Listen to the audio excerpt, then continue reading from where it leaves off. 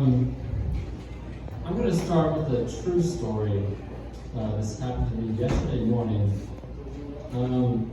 It's not a funny story, but I woke up earlier than I usually do because I was having some serious testicular pain. The nuts hurt, right? And I get out of bed and I inspect, right? And shit's swollen. Shit is very swollen. At this point, I'm a little worried, right? So I go to the doctor and tell her what's up, and she says, "Well, can you lower your shorts, please?"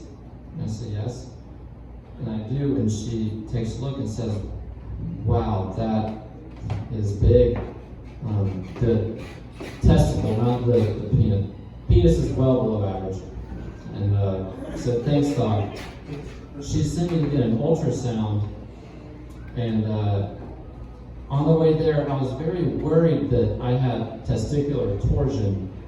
If you're unfamiliar with testicular torsion, essentially it's when your testicles flip sides, and that can obviously be pretty painful, and it can have some medical complications, such as cutting off blood flow, for example.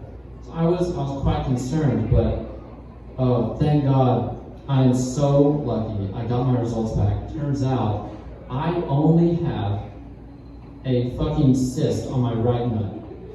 It's unbelievable, a cyst. Then you might ask me, well, Isaac, was skinny jeans really the best option tonight?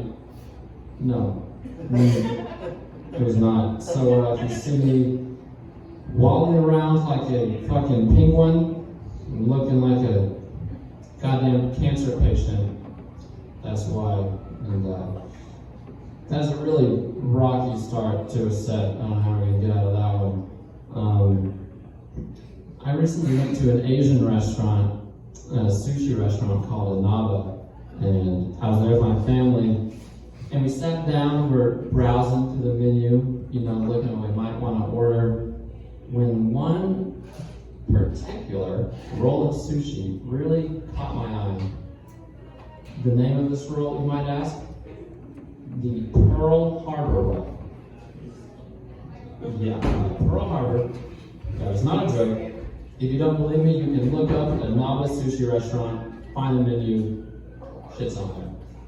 And some people will be very upset by the name of this roll, understandably so, right? But for me, I could really only respect the balls on that Asian chef to write that down and be like, they'll like this one. So I was very impressed. I was actually inspired. And I decided that one day I would create my own sushi restaurant. And it would be glorious. Business would start slow, as it usually does, but gradually, more and more people would hear about my restaurant, and eventually, the local Asians would catch wind of it, and we would have our first Asian customers. In my fantasy, it will be an Asian family with a short but perky Asian mother, a tall, handsome Asian father, and two cute little toddlers, which are also Asian. How could they not be?